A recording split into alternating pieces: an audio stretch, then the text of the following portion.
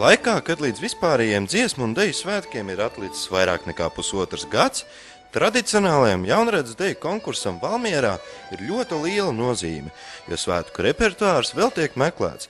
Līdz ar to gan jaunajiem, gan jau pieredzējušiem horeogrāfiem ir iespēja sasniegt visaugstāko mērķi šajā profesijā – kļūt par vienu no vadošajiem dziesmu un deju svētku horeogrāfiem.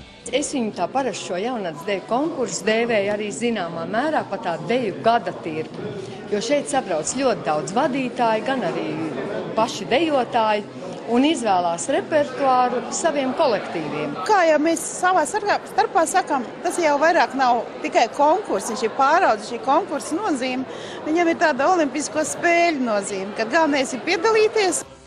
Tā kā koru un deju kolektīvu skatēs piedalās ne tikai pieredzējuši diriģenti un horeogrāfi, bet arī pavisam jauni, pat tādi, kuri vēl studē, rezultātu nozīme ir ļoti augsta, jo dalība šādos pasākumos var kalpot kā atspērienu punkts karjeras sākumā.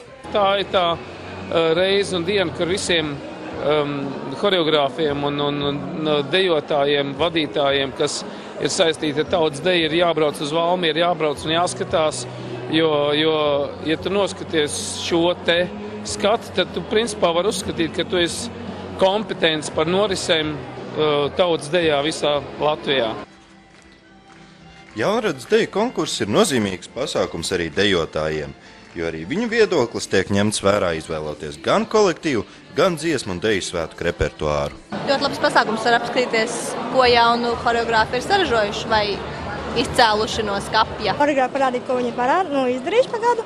Un attiecīgi arī dziesmākos ir lielākoties dejas, man liekas, tikuši tālāk arī. Bieži vien gadās tas, ka autors varbūt nemaz tik augstu nav novērtējis savu deju, ka dejotāji, teiksim, viņa atbalsta, akceptē, un viņi parādās nākošajos svētkos.